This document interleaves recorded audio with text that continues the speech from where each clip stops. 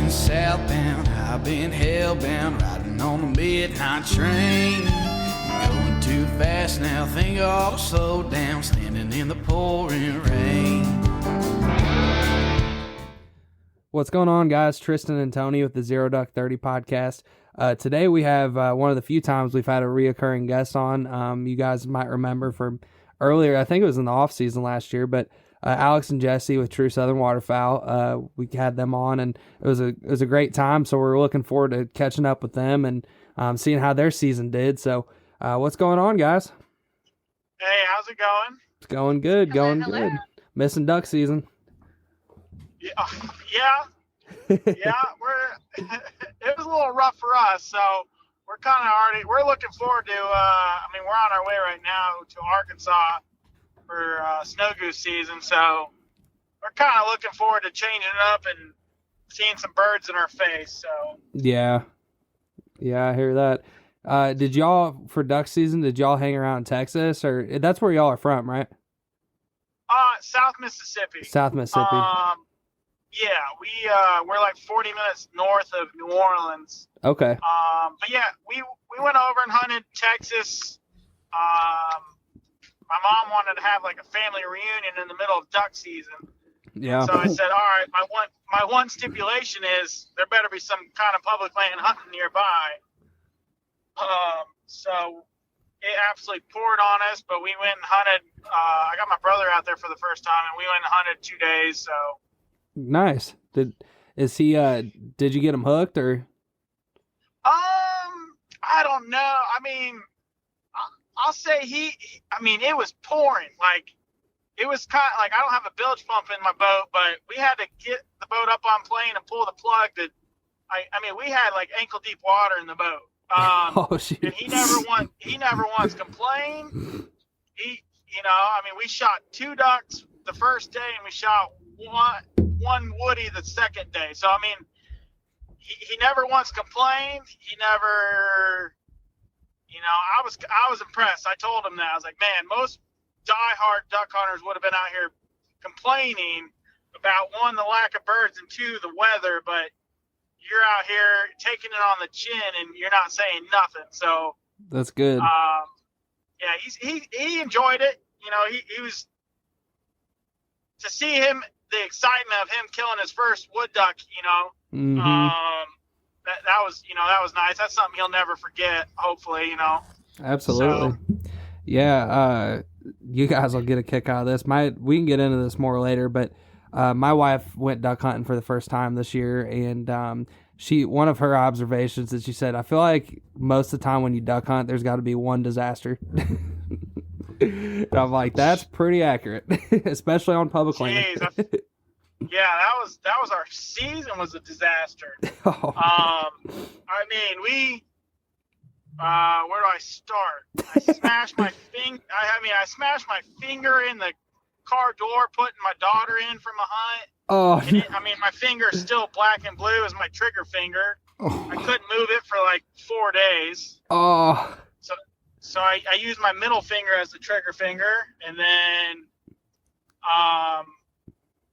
we were hunting. You fell in a couple times. I fell in a couple times. We broke the lower unit on our outboard right there, like with, 2 or 3 weeks left in the season, so everything became walk-in only, and there's not a whole lot of walk-in down here. Jeez. What else am I missing, Jesse? It was a season of disasters. It's like one thing after another, but we made it through it. Well, good deal. Well, we'll have to dive into that more in a minute, but I wanted to get into, or just kind of recap everybody that maybe didn't listen to the first podcast.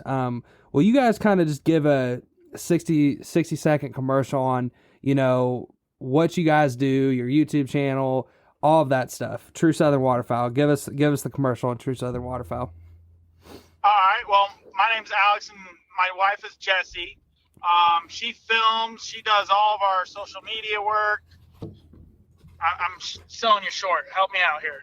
Not really. Okay. She does all of that. I literally just kind of show up, I scout, I show up, and I hunt, and she handles the rest of it. I mean, you charge my batteries. Yeah, I'll carry her gear in. There you But go. no, we have a YouTube channel called True Southern Waterfowlers. Instagram, TikTok, if they're not banned us, you know. Right. You know how that struggle goes with social media. Mm-hmm. But yeah, we're just a husband and wife team out there. We've got 2 daughters that we're trying to get more involved as they get older. And that's about it. Just down to earth people. That's awesome, man. And yeah, that's a good way to describe y'all from the, first podcast we had. Definitely could tell y'all are down to earth and just you make a good team, it seems like. We try as much as possible, I mean, she kind of looked at me just now. I mean, we have the struggles of, 1, TSW as like a brand, and then 2, I mean, we're in the truck right now for a solid 7 to 8 hour drive. Then we're going to hunt for the next 5 to 6 days. True. We're next to each other a lot. Yeah. Yeah. So. Yeah. No. That's how it goes, though.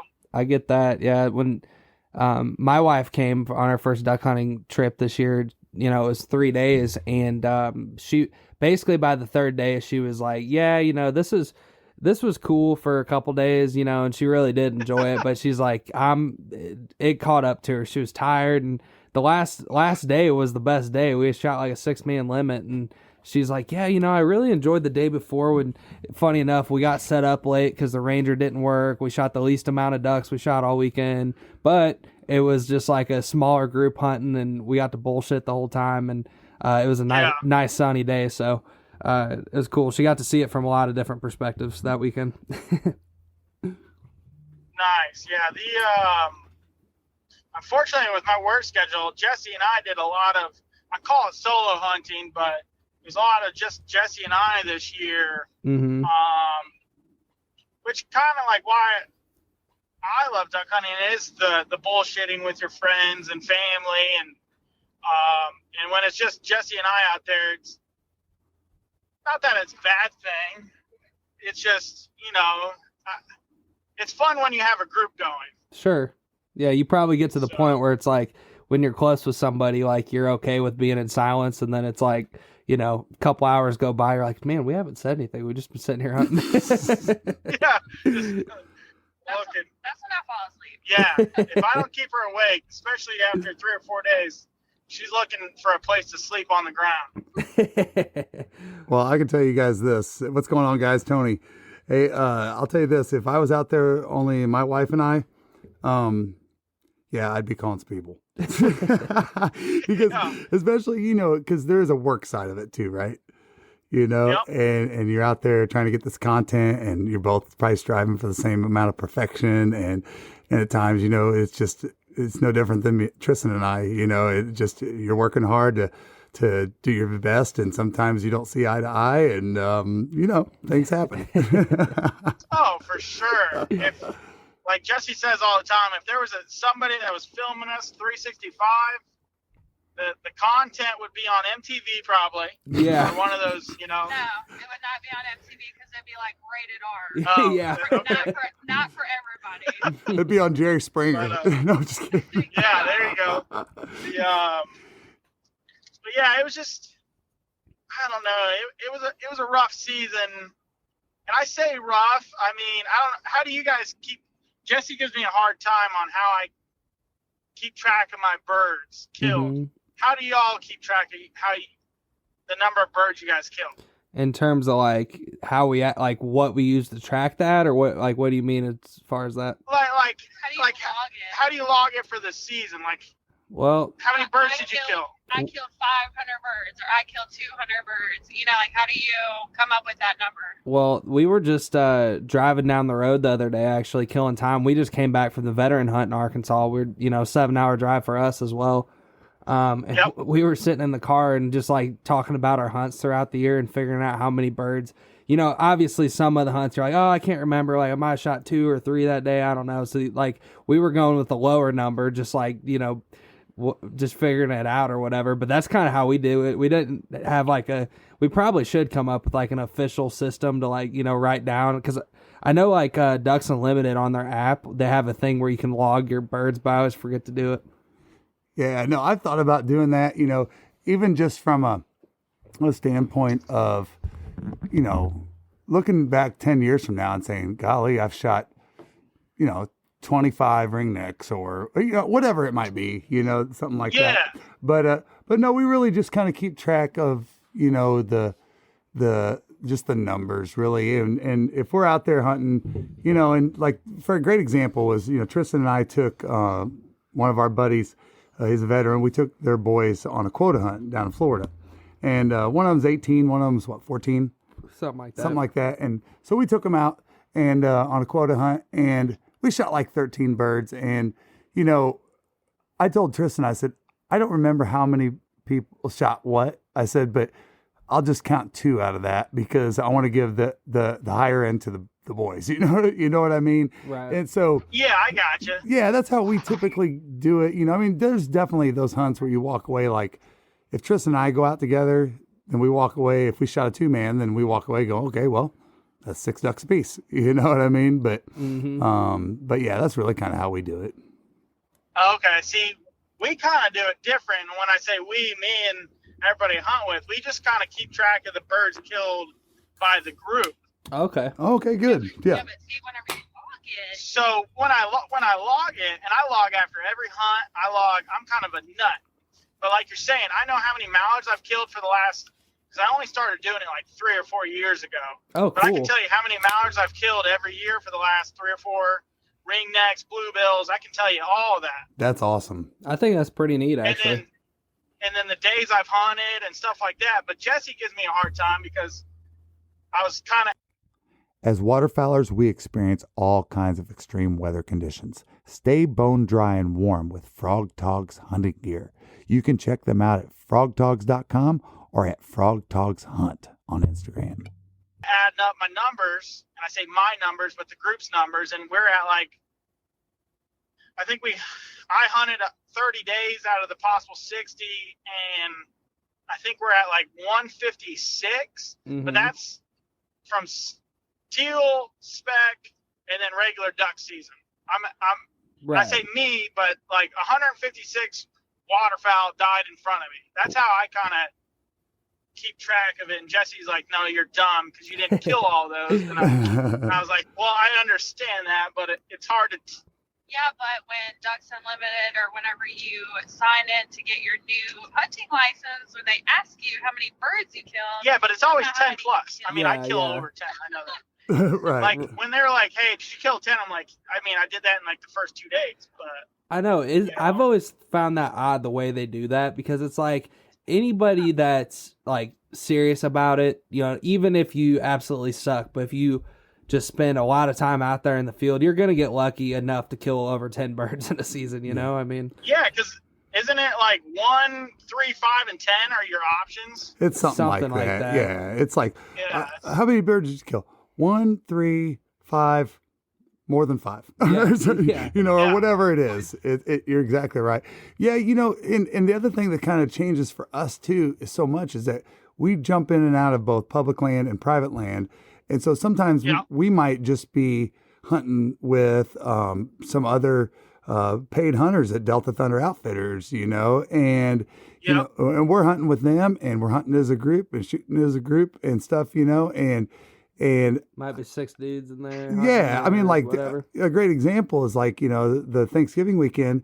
I was part of a 3-man, a 4-man, and a 6-man, but those numbers to me they were all at Delta Thunder Outfitters, but I kind of keep track of, all right, so I can say 18 ducks, since we all limited, everybody in the group. But when we don't, that's when it changes a little bit, I guess. And if there's kids involved and stuff like that, I mean, and everybody goes, who shot that duck? And there's a little kid standing there. I'm going to be the first one to say, hey, Jimmy, nice shot. Or if he shot, I mean, it's just the way the way we are with stuff. But I love that, I used to keep track, and I haven't been doing it the last several years. I love to do that with deer.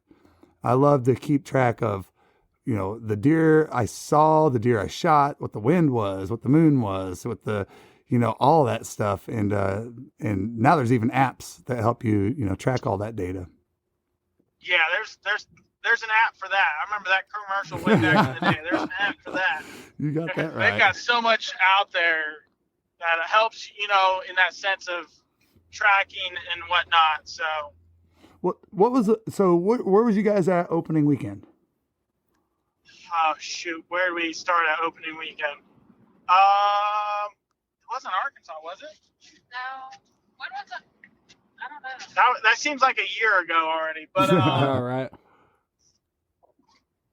Oh, we were supposed to come to Arkansas, but our oldest daughter had school, and we ended up bailing on that hunt because she couldn't go, and she absolutely had a meltdown, and it tore my heart trying to convince her that it was okay for me to leave her. Right. So we ended up skipping on opening day. We bought her waders, and all that stuff, and so then we went the next time out. But you guys? We hunted. Yeah. No, I was saying, was you guys just stay there in the state? Yeah. I think we went and did a little diver duck hunt with her and whatnot. Cool. But yeah, I mean, we hunted Mississippi, Louisiana, Texas, and Arkansas this year. So a little bit of everything. Yeah, we put the miles on the vehicle for sure. Man, that's some duck hunters put some miles on the vehicles. I tell you that. I mean, shoot. Yes. I mean, shoot, that 7-hour drive, if it's, I'd imagine it's about the same amount of miles as we do. I mean, that's 1,500 miles probably right there. It's the trip y'all are doing now. Yeah, I mean, because we bought this property, I think last time we were on, I think we had just bought it maybe. Yeah, you were saying something. Yeah, we bought this property in Des Arc, and so that's like almost 8 hours. It's like 7 hours, I guess, ish. Mm-hmm. One way, and then you stay up there for a week, and you drive and scout, and I tried to keep up with the mileage at one point, and then it just was ridiculous. I started crying a little bit with the fuel, and just let it go. Just stop, So how do y'all do snow goose up there? Do you say driving and scout? Do you have like a certain amount of land leased, or do you know some people that you can like talk us through what your guys' game plan is to get on some snow geese this week? So we have a friend. We call him a friend. He's a guide now. Zach Martinez. He guides. We met him through an outfitter. Four years plus now. We've been hunting with him, ducks, geese, everything like that. Oh, cool. And so he lives up there. It's pretty much going with an outfitter, I guess, in a sense. But I mean, he treats us like one of his workers in that sense. Yeah. We're gonna probably hook up to one of his trailers with my truck, and I'm just an extra hand for the week while we're up here hunting with him and whatnot. So sure. We'll get down, and he'll tell me where he needs me to go scout. If I don't jump in the truck with him, I'll go scout a different area. But he's got all the connections as far as land lease, or if I find something that he might not have lease necessary, he's got somebody in that phone he can call and try to get permission on it. Yeah. No, that sounds very similar to the relationship we have with our buddy Cade that owns Delta Thunder Outfitters. I mean, it's kind of a situation where it's like sometimes, like you said, we're literally hooking up the side-by-side to the, back of the truck, or, whatever we can do to be in his, assistance, being there as friends and to, film and stuff. Exactly. Yeah, no, we wake up the same time he does. I usually wake up before he does, but, you know how that goes. We just get in where you fit in, and just try to help him out and not getting in the way. And so far, so good with it. For sure. Well, heck yeah. Well, hopefully y'all get on them pretty good. I actually had my first snow goose hunt on Sunday. And it was pretty fun. Like, we didn't have, the infamous, like, snow goose tornado on top of us, but I think we ended up killing like 35 with like 8 or 9 people. And we had a couple groups like 7, 8 come in and just get absolutely rained out. So that was pretty fun. It was cool. Yeah, those are fun. I mean, those tornadoes are what people live for 100% when it comes to snow goose hunting. But I know he had that like in the middle of the season too, where he killed like 307 in one day. What? Yeah, that was during duck season. That was during regular waterfowl season with mouth calling. Yeah, that's crazy. Yeah, and to think that the max prairie wing was one with what was like 134 or something, 124. Yeah, something. Oh, is that what won it this year? Yeah, that's what won it this year. Hey, they dropped like crazy. I wonder how much of the avian flu had effect on that. I mean, the way I understand it, not that much. I mean, we had Karen Nishke on from Arkansas Game and Fish. Nah, I'm sorry. Jen Ballard. Jen Ballard. I apologize. And we had her on talk a lot about the avian flu and stuff. And there seems like there was pockets of it, and it definitely affected the snow geese the most, but they mostly saw it in juveniles. And I don't know about y'all, but we have witnessed more geese this year than any previous year. And when you look up to the sky, you can pretty much check out the V's and go, okay, what are juvies and what aren't, after you've been hunting them for a while. And I definitely didn't see a lack of juvies, and most of the people we know, especially like Cade, that's out there hunting 60 days a year, they didn't notice an impact, right, Tristan? No. And, the only thing that I thought was interesting, and y'all are kind of saying the same thing, is like, 2-3 weeks ago when we were up there, man, there was snow geese everywhere. It was stupid. Everywhere. And this is Northeast Arkansas, so I don't know how, the rest of the state is, but it seemed like when we were up there this weekend, the geese numbers weren't. They got froze out, man. I'll tell you, I witnessed it last year, and Cade told me, when stuff freezes up, he goes, kiss the snow goose hunting goodbye. And if they stick around, they just don't go very far, if they go anywhere. I mean, we witnessed a group of almost 1,000 this weekend that they literally never left the roost. Mm-hmm. All day, all morning. And Cade's like, dude, I've never seen this happen. He is where they don't leave.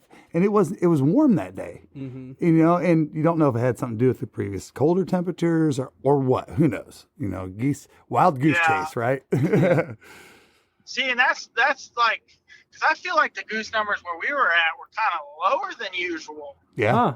But we had a couple that were like flew over us on the coast of Mississippi. But then again, we were down on the coast of Mississippi, and we had 2 or 3. We were like, "What's that?" And like, I was like, we saw snow geese fly on us while we're diver duck hunting out in the Gulf of Mississippi. Wow. That's interesting. Gulf of Mexico, technically. We've heard. Yeah, sorry. We've heard a lot of the coastal people that we've talked to from, I would say, Georgia all the way down to Florida over to where you're talking about. A lot of coastal people that have shot snow geese this year. Yeah, it's been weird. Yeah, so, but they are. But some of my best hunts was 2 years ago when we had that super Arctic blast back in February. But it was also like yeah. No, I mean it was so cold, everything was frozen, and they had to stay in the field because they couldn't get to the water. There was no water. And we'd go out there, we'd kick them out. They'd like fly half a field away from us, and then we'd turn on the e-collar, and they'd come back in. And we were shooting 75, 80, like close to 100, like 3 days in a row. Wow.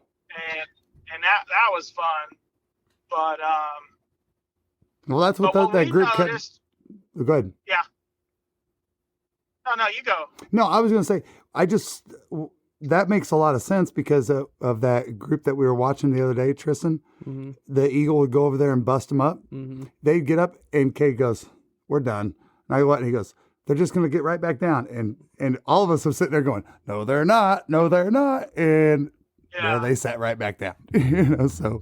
Yeah, but what we noticed when it came to, or what I've noticed, I should say, is like for this conservation season, what Zach does, and he hunts, he's a professional, obviously. He's out there 60 plus days a year and then snow goose, but they do a lot of, like, they got the e-collar, obviously, but they kind of keep it low. I've noticed, like, 4 years ago, we'd have the thing on full blast. It was obnoxious. And now it's like Zach's kind of turned it down to where it's just like, you hear it, but then he does a lot of spec hand calling. Huh. And they seem to react a lot better to that, and hopefully I'm not giving away any, like, secrets, but, like, I've seen where he just kind of puts the e-collar on like a 1 or 2, so there's noise out there, and then when he sees the groups, they'll just, like, 4 or 5 people will get on the spec call and just go to town on it. Yeah, that's interesting. And I'm telling you, those are the best hunts I've had. It's just low e-collar and just hammer on the spec calls.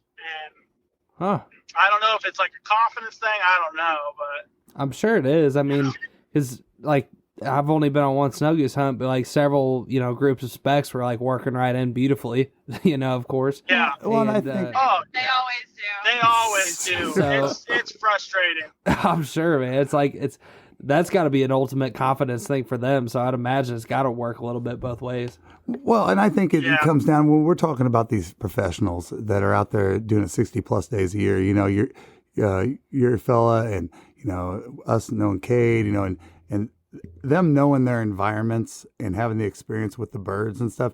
They know. Like, I noticed this weekend when we were hunting, where Cade sometimes would increase the sound and play a call that was really frantic. And then he would slow it down and get it quieter at times too. So I kind of felt like he was just feathering it based on what he was seeing, because I'm trying to learn, right? I'm trying to go, wow, And he told me one time, he goes, hear how they just went up? He goes, they all got up, and he goes, right before they jump up, they all start getting crazy. And I go, yep. So when they got crazy, he got a little crazy.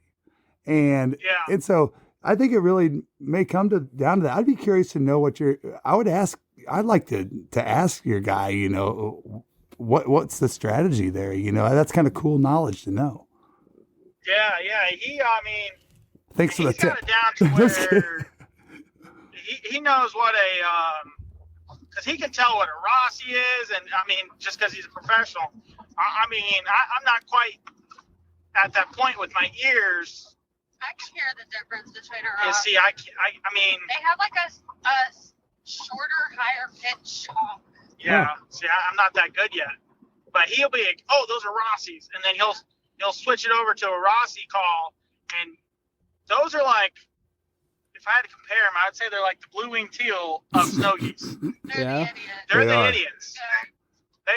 They hear that call, and it's like, oh, here we go. We're dive bombing in. You say they're the ones that bring everybody to their death. Yes, That's hilarious. I love Jessie's perspective on it. She's like, they're the ones that bring everybody to their death. Them and the Juvies. Yes, the Juvies. That's hilarious. I think the Rossi's are like, if I was to ever get one mounted or something, I feel like a snow goose is kind of ugly, honestly, and I feel like, I don't know, the Rossi's kind of, I don't know. My favorite's a blue. I think Rossi's are kind of cool looking. They're just a little goose. I don't know. They are cool looking. They're more white. They're petite. They are more white. Like, they're more like, they look more like elegant than like they're elegant and some petite. Snow geese, yeah. Like a Ross goose. Like a Ross goose would be. That's what I'm saying. They're ugly. I don't like it. A Ross goose would be walking down the street, right, flashing their brands, but like a regular juvie snow goose would be, just like, hey, bro, I got these clothes at the yard sale. Pretty much. Yeah. It's a good analogy. Yeah, there's nothing uglier in the world than a juvie snow or blue. They're just ugly. They're ugly creatures. They are, man. Well, I can't believe it takes them forever to get like white. I know. Yeah, I don't remember off the top of my head, but if y'all know, go ahead and tell us, because I'd heard that it takes them a long time to get to like mature, technically, right?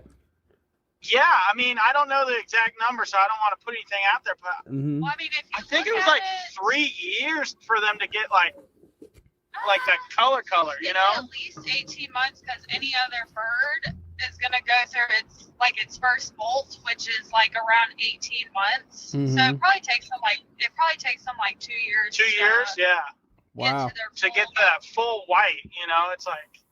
But then again, I don't know. I'll be researching. Yeah, she's gonna check that out. Yeah, No. there you go. While you're We got driving, the fact checker on it. You know- what I'm I'm saying? going off of my chickens and ducks that I have at home, so I don't know. I don't know if y'all listen to like Joe Rogan's podcast or like some of these other bigger yeah. podcasts, but you know, they got like Joe Rogan, for example, has got Jamie over there in the corner. That's like, Jamie, will you pull that up real quick? Like, Yeah. that's Yeah. that's Jesse in That's the truck right Jesse's now. job. Yeah. Yep. I love a blue goose. I think a cool looking bald eagle blue goose is, Yep. to me, we just shot a couple of them this weekend and that were really pretty. I mean, I was actually like thinking about mounting one of them because I was like, dude, that thing is like really cool looking, you know, but instead, he's going to feed my belly. I'm doing a thing with our snow geese where, a friend of mine that adopted some old timer type preparation of the meat, I guess you should say, where we let them hang for 3 weeks under refrigerated temperature. We let all waterfowl actually hang for 3 weeks. He's like dedicated to it, and when it comes to eating wild game, I have never in my life, and I've known this guy a decade, eaten a piece of wild meat from their family that wasn't absolutely delicious. And he just talks a lot about how the anatomy of a bird is so much different than, say, a deer. You know, you couldn't get away with that with a deer, you know, because rigor mortis and everything else. But they do that with all of their birds. And I'll be a son of a gun. I'm talking, you know, about the hanging, and it's just, it makes. I mean, we ate buffalo heads in a what was it? They aged them for 3 weeks and then made a grilled cheese sandwich. Yeah, and like some kind of fancy bread and with cantaloupe. Yeah. Funny enough, and it was good. It was one of the best waterfowl sandwiches I've ever had. And I'm like, get great. out of here. So, yeah. So I've got my snow geese hanging right now. So this is a dumb question, but like when you mean hanging, like the whole bird is hanging, or just Yep. the meat? Yep. We're just hanging by its neck. Yep. The whole thing. Yep. Yep. The whole thing. Not gutting it or Really? nothing. Yep. Yeah, the thought is like, you know, you're giving all that, you know, blood, guts, all that stuff to kind of drain away from the meat, you know, over time. Gravity does its thing. And then, you know, aging, you know, too, is like, I don't know all the technical terms, but it's like the enzymes do something to the meat, make it more tender, whatever, you know. Yep. And the other thing, Really? and I'll tell you the other thing we're focusing on, and I'm going to talk a lot about this. I talked about it on another podcast, is, you know, if you shoot a juvenile deer, when you cut open that deer and you lay it next to a mature deer, you're going to see a significant difference in the color of the meat, and you're going to feel a significant difference in the hardness of the meat. You shoot a young fawn, a first year deer, it's going to kind of have, I call it like a milky look. The meat does, and it melts in your mouth, right? Well, an older deer, I've always heard all my life growing up as a hunter is, you know, the old timers would be like, oh, you don't want to eat that old buck, you know, and I'd be like, what's he talking about? It's still good, but the younger animal definitely tastes good. So what I'm going to be focusing on is when we took these snow geese the other day and we were like, all right, who's taking what? And I was like, dude, give me all the juvies.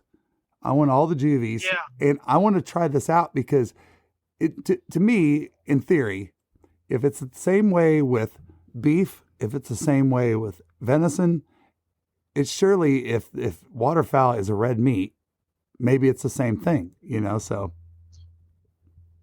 Yeah, I mean, I would assume because you got to think like let's talk adult snows, because that's kind of what we've been talking about. How many miles do they fly? How many years do they live? Like, True. I mean, you're killing some adult snows are what?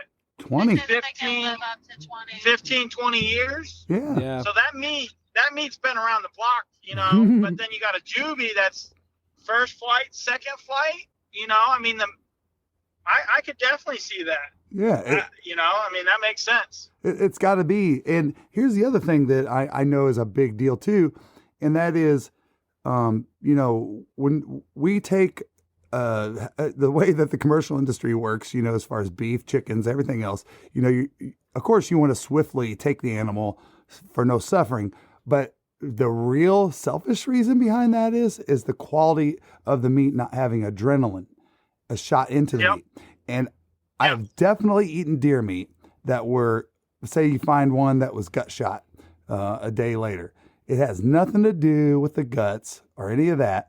What it has to do with is the amount of adrenaline that was going through that meat. It's not going to be as good. It's just not. And I would imagine the same thing has to be true with waterfowl again. And if you know, if you're listening to this and you have some experience with this, please pipe up. We'd love to hear your comments. But I would think that if I had two ducks side by side and one of them I know was a cripple, and we had to go down and take that animal and cook that one next to one that was folded immediately, I would bet my life, if they were both the same age bird, you're going to taste a big difference in the one that was wounded because of that adrenaline thing. I mean, that's just a proven fact. So I'm going to pay attention to these things as I process my meat, and I'm going to start, you know, marking them and stuff and be like, uh-oh, this one might be trouble. and this one's going to be yummy good, you know. All right, so what you're saying is you just got to make headshots on everything. Absolutely. It's got to be just like that one movie, MDK, Murder, Death, Kill.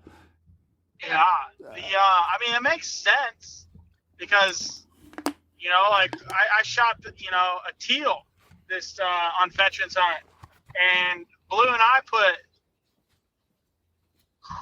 a good chase on it. And I'm sure, you know, that whole time it's, you know, fearing for its life, obviously. Mm-hmm. So it's, you know, pumping adrenaline. And then there's some that I shot that landed at my feet that knew nothing, you know, that they were there and then they weren't there. True. So, one thing that I've noticed that you guys probably have a similar, I would think, perspective on is some of the ducks that I've shot in Florida compared to Arkansas. Like, a couple things I've noticed is, like, you know, granted, you know, they're out there eating these rice fields or whatever, beans or whatever. There's more fat on them, and I feel like the ones from Arkansas taste better. Do you guys feel that way, or? I don't see any, like, fat on them. That's the thing. In Arkansas? Yeah. Yeah. I mean, the mallards we shot had some fat on them, but then, and the teal did too, the green wings. I've seen it with, like, ringnecks.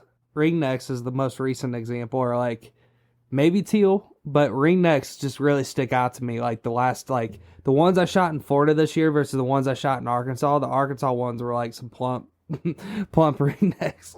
Yeah, I mean, I wonder if that's because of their diet is obviously changed from state to state as well. Right. But no, I mean, most of the birds we shoot down here are of the diver type. Mm-hmm. And when we go to Arkansas, gadwalls are probably similar. I'll say that. I mean, I've shot gadwall from Missouri all the way down to Louisiana, Mississippi, mm-hmm. and they all taste the same to me. Huh.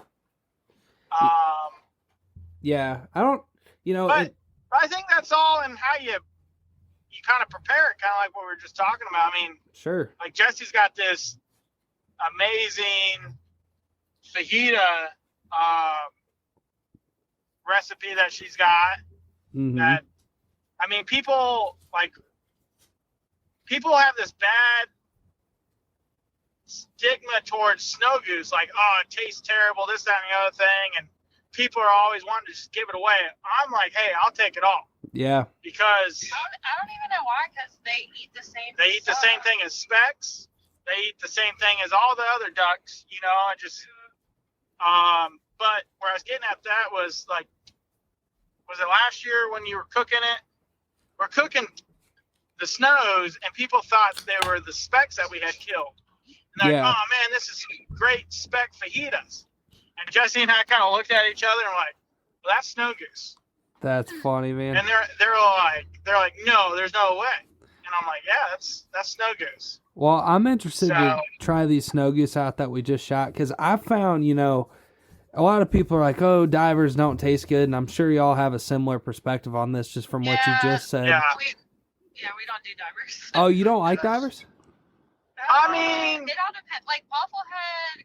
I've not had a good way to eat bufflehead. Okay. Well, maybe I'd say bluebills aren't bad. Bluebills I'll eat. Redheads. Okay. What about it's really bufflehead? What about ringnecks? Do you want coffee that doesn't suck? Get the Duck. Dirty Duck coffee is made specifically for the waterfowl enthusiast. Enjoy flavors like Morning Wood, Dark Dynasty, Cinnamon Teal Snickerdoodle, and First Flight to unlock the flavor that you'll enjoy in the blind for years to come. Our friends at Dirty Duck Coffee Company are now offering all Zero Duck 30 followers a 15% discount when you use code ZeroDuck15 on your next order. Because that's like the diver I've eaten a ton of. See, we haven't shot a ton of ringneck to compare them to anything. Mm-hmm. I mean, I think in the last 3 or 4 years, just mental note, I mean, I probably shot maybe 10. Like, I think I shot 3 this year. Yeah. Well, so I don't, they're kind of like I don't know how all the other divers are, but like I know ringnecks, like most of the time in Florida that we shoot them, we're shooting them in like hydrilla, like thick hydrilla, and then like you go to Arkansas and you're shooting them over rice fields.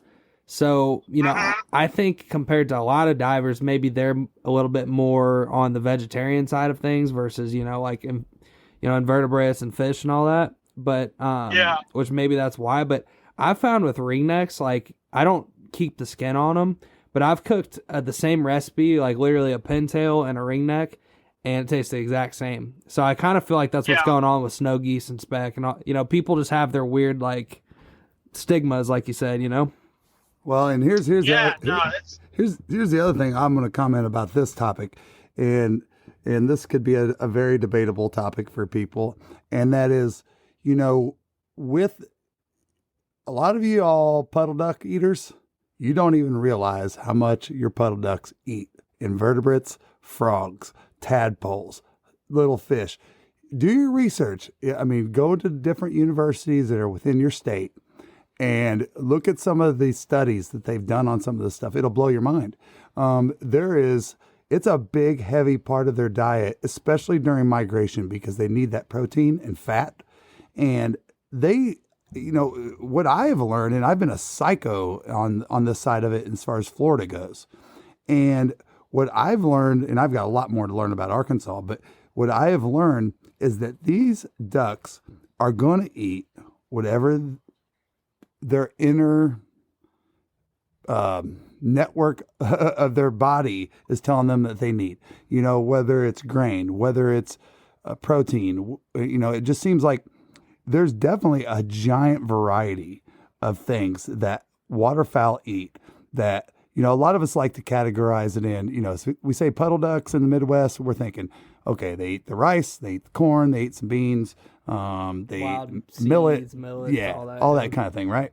We learn a lot about Arkansas. They eat this stuff called coffee bean, You talk to the normal mallard person, they're not going to be like, oh yeah, mallards eat coffee bean. No, it might be area specific or whatever. Well, the biggest example of that in Florida, like you're saying, is like, well, in Georgia too, like some of our best, blue-winged teal hunts during teal season, it's like you're shooting them in areas where it's not like you're shooting them out of like this luscious, like green, all this eelgrass and all this stuff. A lot of times it's like these mud flats that they're in there eating like little crustaceans or whatever, Yeah, well, like I was watching a video, a recent Dr. Duck video where they went to Long Island, the Northeast, yeah, and they went and hunted brants, and they were also hunting black ducks. And the primary food that a black duck eats there are snail things. What are they called? Nope. They're called I can't remember the name of it right now. But it's basically a snail. Huh. And most people would say, in their brain go black duck, mallard, grains, rice, puddle duck, right? No, their primary diet is that. Wow. On coastal waters that are tidal, which that's how they were hunting them. Huh. What are they called? Not it's called something nickel, periwinkle. Oh. Periwinkles. That's what their primary food was. Wow. Is what this guy was saying, and I was like, wow, who would have thought that? That sounds like something that bluebill would be eating. Mm-hmm. Yeah. Yeah. If you think about it, like some people that like grow plants and stuff, they'll use ducks to go eat all the insects and stuff like that. Really? I mean, they eat a crazy amount of bugs too. I mean, our farm ducks, they go around and eat grasshoppers, crickets. I mean, we'll throw some minnows in their little pond for them, and they'll go crazy for it. But I was gonna say, another duck that's kind of just a southern duck is the mottled duck. Yeah. Yeah. They taste. Yeah, that's our marsh duck. I mean, they taste like a mallard to me. Yeah. I mean, look And I'm not gonna say you're not gonna kill them in a rice field or you're not gonna kill them in the timber. Well, I know you won't kill them in the timber, but right. I mean, they're eating marsh vegetation. They're eating kind of like what you're saying with the black ducks. I don't know exactly what they're eating, but marsh insects, frogs, larvae.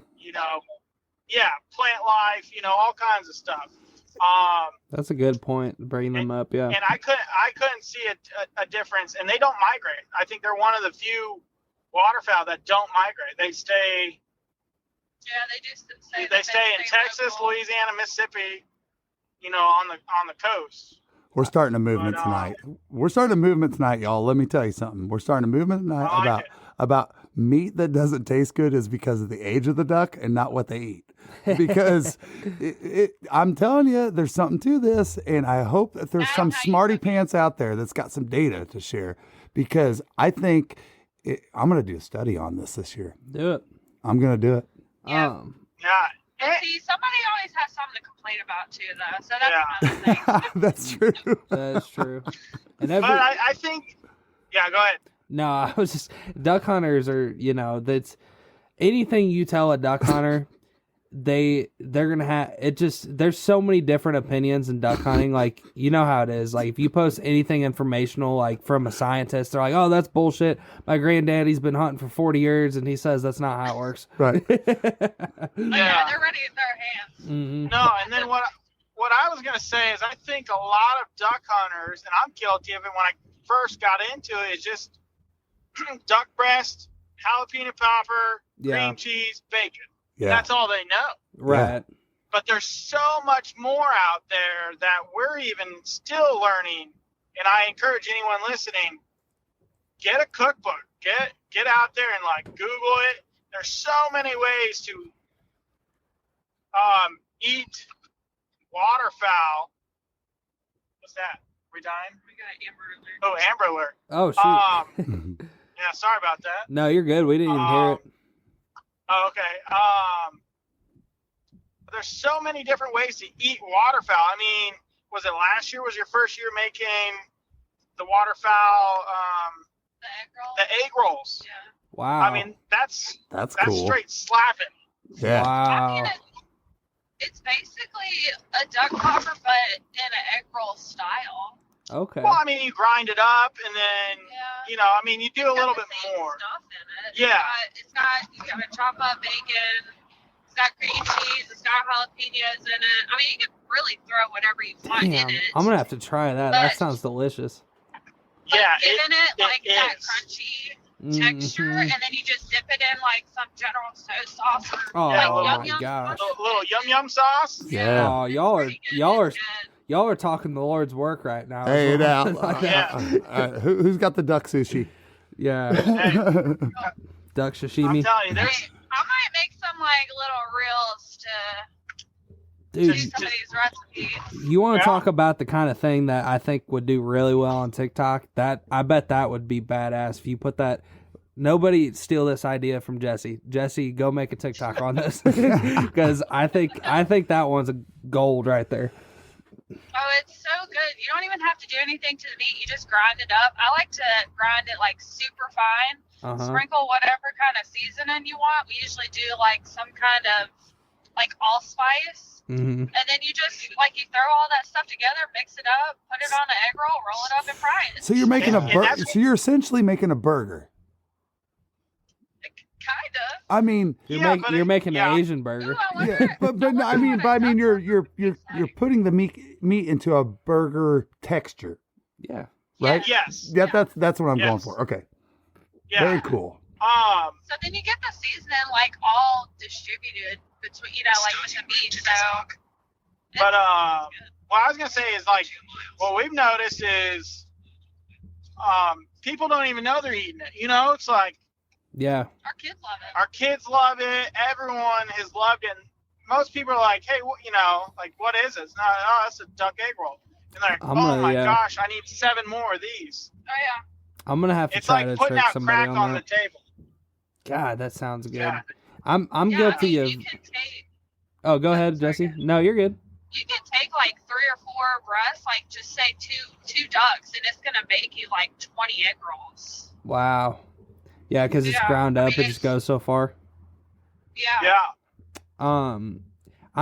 That's when I'm like just for a bachelor party like 2 weekends ago, I brought up a bunch of duck there was 11 of us staying, and I don't think any of them have ever eaten wild duck.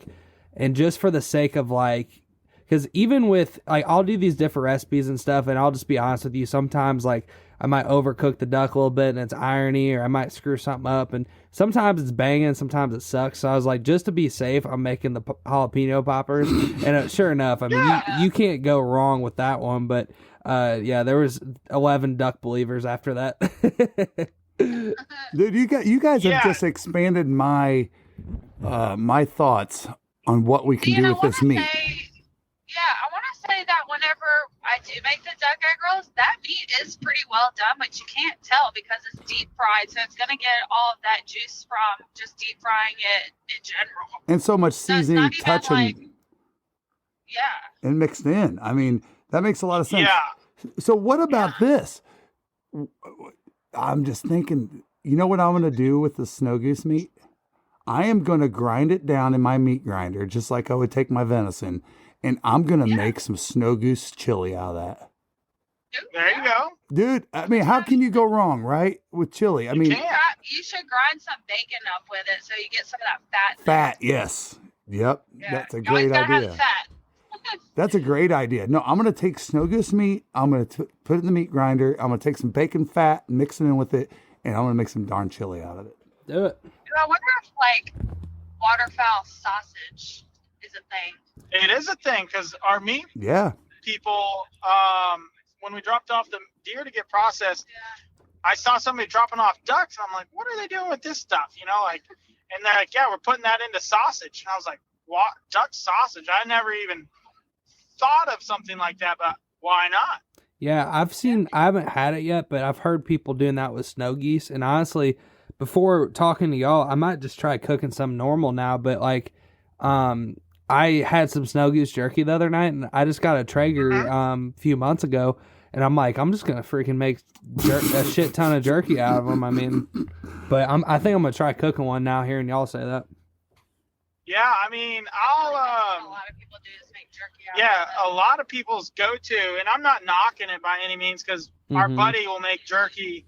That's usually what we do with our divers is make jerky out of them. I mean, it's not bad because you're preserving the meat too, though. Oh, yeah. I mean, I like it. It's a good little blind snack. For sure. Yeah. But, I mean, I don't know. I've eaten waterfowl not as many crazy ways as possible, but, I mean, I've done Canadian pulled pork pretty much. Put it in a crock pot for, it's been a couple years since I've done it, but like 5 or 6 hours. And then it just like falls apart. Put some like your flavor of barbecue. Put that in there, and then put it on the Hawaiian king bread things. Oh yeah, those rolls. Yep. Yeah. Yeah, I mean those are delicious by themselves, but there's just so many ways. And for anyone listening that just does I don't want to say basic stuff, but I just encourage them to like at least one time try it out. I mean, we'll definitely have to have Jessie. We'll start filming that stuff. That'd be and great. Put it on TikTok and put it on Instagram and whatnot. And Jessie's an amazing cook as it is, and then that kind of stuff. Sheesh. Well, speaking of TikTok and Instagram and stuff and all that social media junk, what talk about kind of what you guys got teed up as far as like maybe you talk about that tattoo is what we need to talk Dude, about. yeah, That's actually, what we need to I'm talk glad about. You brought that up. Yeah, y'all like that little thing. I'm just straight up. That is top. Tristan was you guys' biggest salesperson this year. Dude, I'm being serious right now. That is like on some Colton Kerr top Yes. top of the food chain freaking duck hunting content right there. That was badass, dude. Very good. Well produced. Very good. Yeah, get into that. Get into the tattoo and get into the whole damn thing. That was great. I was saving that one, Tristan. That I was knew you'd good. like it. I've been talking to his name's Chris. He's one of our, I guess, buddy duck hunters, and he's a tattoo artist in, I think it's Illinois, right? Oh, nice. Yeah. And he was down in Arkansas, and we're like, hey, we haven't seen you since last season. Let's swing over there and say hi. And then he's like, hey, I really like this tattoo idea, and we've been talking about getting a tattoo, and there's a couple more things I need to do to it. I want to put a duck call on it and stuff like that. Mm-hmm. But so we showed up thinking that we were just going to hang out and whatnot, and I roll in, and he's got his setup all ready to go, and I was like, who we tattooing? He's like, you. And I was like, yeah, let's do it. Hell yeah. So Jessie ran out, grabbed the camera, and I love it. It's a good tattoo. For you, those of y'all listening, I'm going to put a link in the video description on, when you look at the description on Spotify or Apple Music or whatever to that TikTok, because it's pretty legit. Yeah, it's Nah. I didn't think it was gonna do it a whole lot, but I'm like, oh, okay, I guess people like this.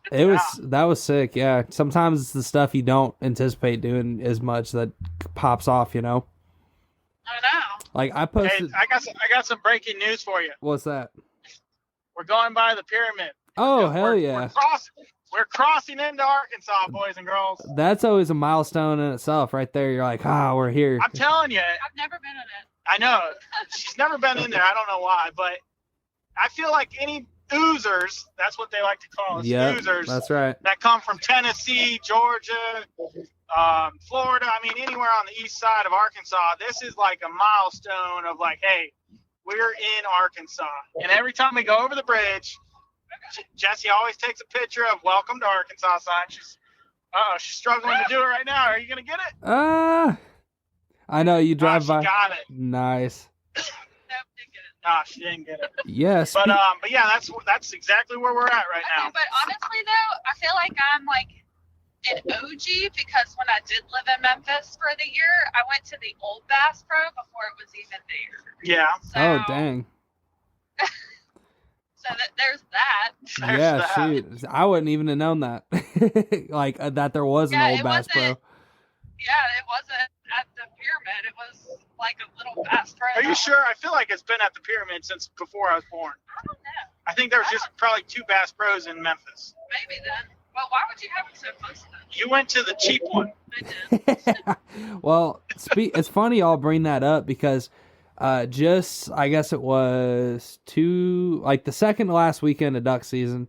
My buddy Austin, he's from Virginia, shot a lot of divers up there. We started duck hunting. He was my neighbor in Jacksonville, Florida, when we lived there, and we got duck hunting the marsh there. And this year he's like, man, I'd love to come and hunt Arkansas with you guys if you have the room or whatever. So he flew into Memphis, and his flight got delayed and his gun got shipped somewhere else. It was honestly a shit show. Oh no, that's a cluster. But the good thing of it was, selfishly, is me and my dad were already in Memphis, so we went to the Bass Pro and went up to the top and had some drinks at the top, and Nice. Just had a great time, and then went over to the casino, and I lost a bunch of money, and my dad won some. So No, let me break how that just went down. All right, look, we went in there, and I said we're going cheap, and I was like $60 a piece. I'm like, I'll front you. I go, you just give me half your winnings. All right, even though you're my son, you're gonna give me half your winnings. We walk in there, and have y'all seen Vegas Vacation? Yes. All right, you know when he goes to the blackjack dealer, and every time he just loses every time. yeah. Well, Tristan walked up, and the minimum was 15, I think, or whatever, and 4 times, boom, you're done.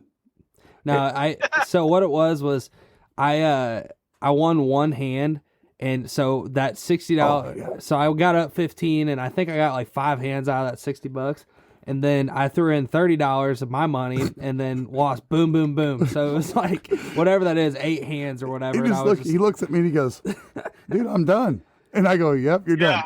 Well, so I'm sitting there thinking, okay, well, I got to make up the 60 that he lost, 60 I lost, and I get down to like 30, and I'm just like, whatever I did, I end up doubling up again or whatever, and I looked at how much I got here. 120. I go, all right, we're out. And he goes, what? I go, we're out. We're out. I go, I'm out. I've done this too many times. So we go cash out, and we're walking out, and of course these gigantic 13-foot tall penny slots. Well, I think we had a full beer to finish, so we were like, well, we gotta do something. I go, all right, $10 a piece. And so we go with that $10 a piece, and I get it. Now I understand why my wife loves the penny slots so much, because I hit like a 4,000 penny winner. Something like that, dude. And I felt like a world champion.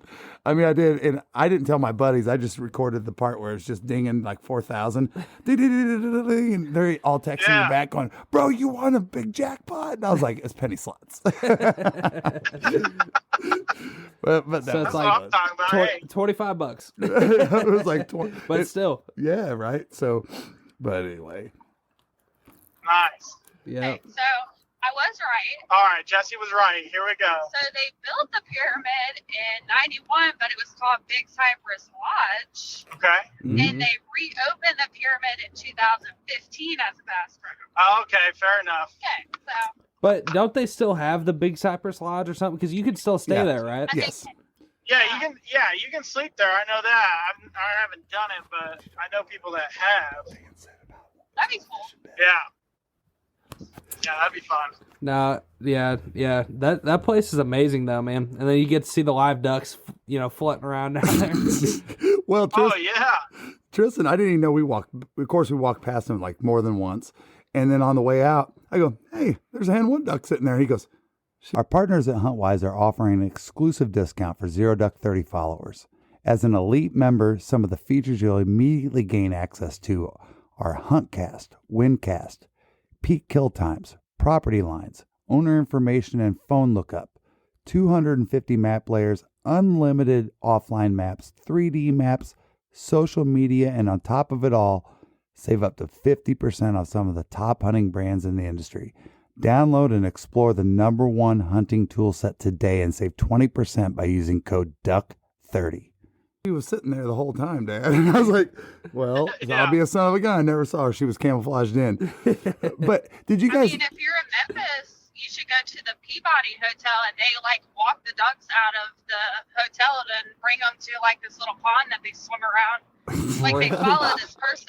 Yeah, it's kind of cool. That's funny. This is the first I'm hearing of this. What? Yeah, you gotta get checked out. We've been married for 10 years now, and this is the first I've ever heard of this. Is the Peabody Hotel like the hotel that John Wick goes to? I don't know. No, but they have a duck show. They have a duck show. That is awesome. That is so awesome. Did you guys know this? I got weird facts. We were climbing that elevator, and Bill Dance is kind of telling you the story and everything. And I believe he said, correct me if I'm wrong, somebody, but it was done on a fishing bet. Him and the gentleman, I can't think of his name, owner of Bass Pro, said, if we catch a 40-pound catfish today, I will put a Bass Pro in that pyramid. Mm-hmm. And they caught a 50-pounder or something like that day, and that's how that whole thing started. was off a fishing I bet. did hear that. I didn't know the necessarily the details of it, but that does make sense of like what I heard.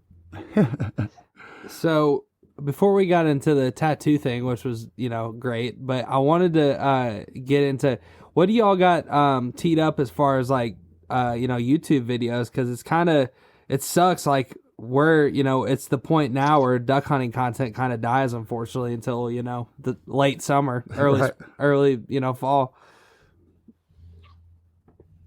Yeah. So we are sitting on, our season got so hectic.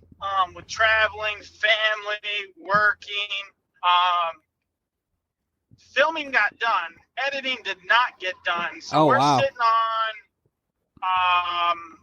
the last video we put out was from the first youth hunt in Arkansas back at the beginning of December. Mm-hmm. So we've been dry as far as new content. I should say full length content on YouTube. We've been putting out some shorts and stuff like that. Mm-hmm. Just trying to keep the channel engaged and let people know, hey, we're not dead. We're filming, but we're just a tiny little family, and we got to make the decision not just to hang on to it, so we can better the editing. Because I feel like what we did last year, which granted, it was kind of the first year filming and everything like that, and we're still trying to learn what our groove is, and this is probably will be our groove, is to hang on to most of the stuff and just edit over summer so we can get better, quality videos and post them, before duck season a little bit. And so that's when everybody's kind of more engaged too. Yeah, when everyone's excited. So we're sitting on about 4 duck hunts, 5 somewhere. That's how bad our season's been. But 4 or 5 duck hunts that we're probably going to post October, November. Mm-hmm. Right before duck season. But we're sitting on that, and then hopefully we're going to be up here for 4 or 5 days hunting snows. So we might. Depending on how well we do, I hate to put any kind of expectation on hunts because they're wild animals and sure they do what they want to do. But hopefully we can put out one because everyone's kind of either focused on turkey or snow goose right now. Sure. I think a lot of people are transitioning to turkey. Well, yeah, but your waterfowl people that are diehard they're going after the snows right now. For sure. So hopefully we can put one out there. What I've seen transitioning from ducks, really like at the beginning to middle part of January, they stop. Yep. Like our views start going down, and our snow goose videos start going up. Yep. And I think why that is because either you've had a really, really successful season duck hunting, and you don't need to watch anybody else on YouTube. Mm-hmm. Or you've had a shit season and you're like, okay, I'm on to the, greener pastures, sure, snow goose, or turkey, and so that's what I've seen is like our snow goose videos from the past that we have up there. They started getting traction early middle part of January, and they're popping off right now. Nice. And they usually do good all the way through March.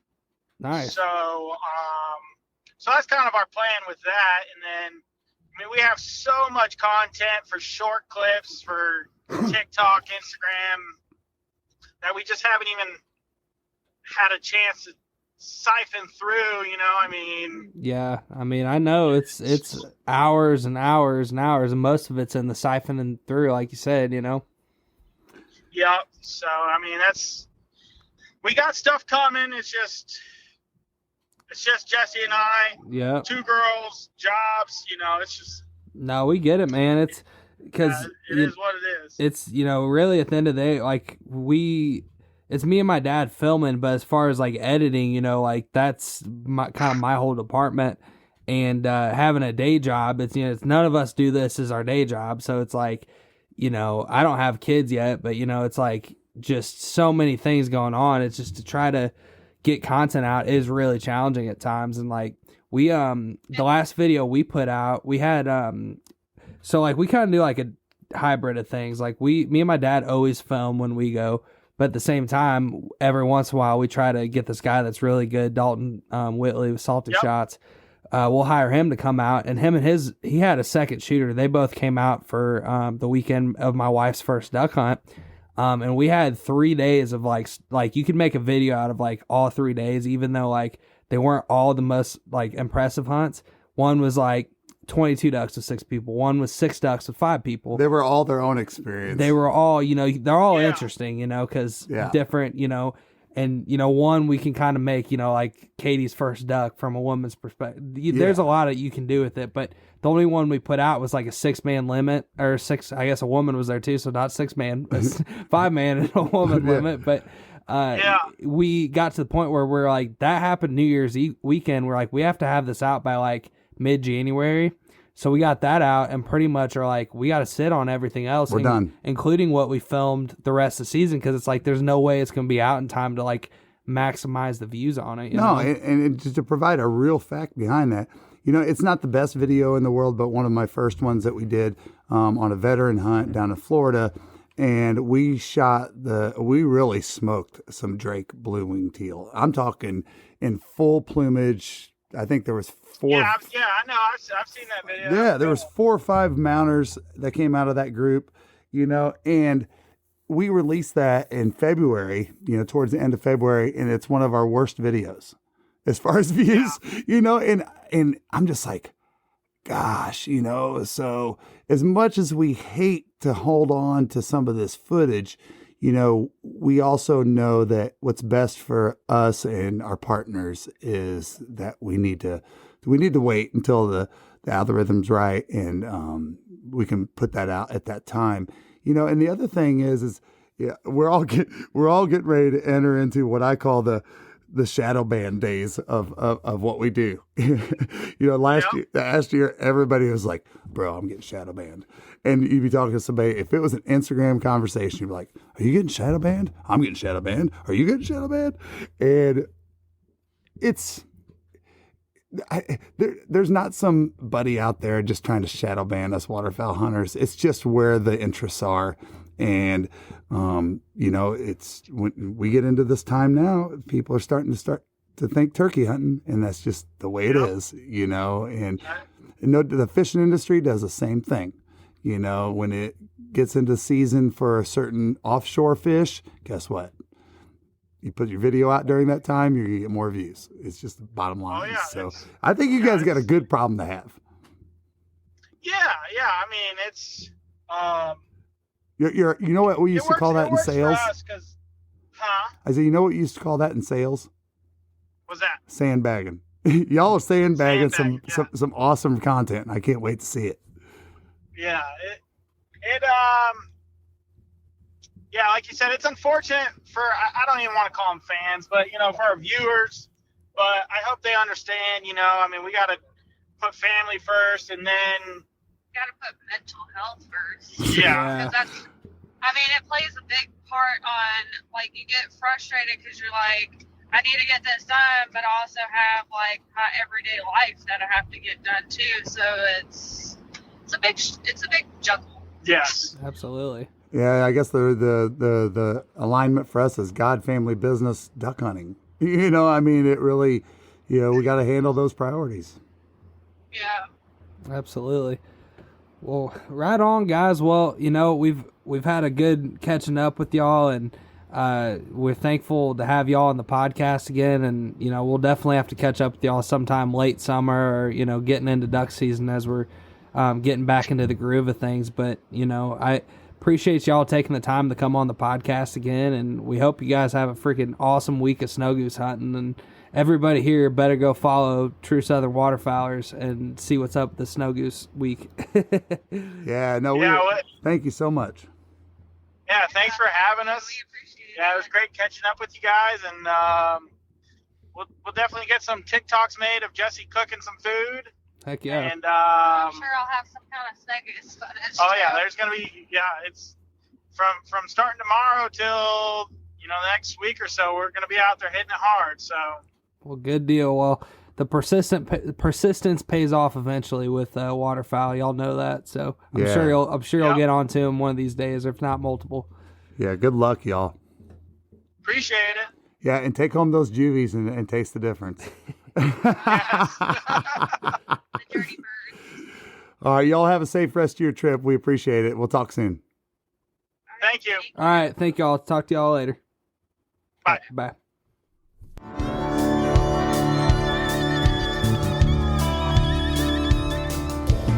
I've been southbound, I've been hellbound, riding on the midnight train. Going too fast now, think I ought to slow down, standing in the pouring rain.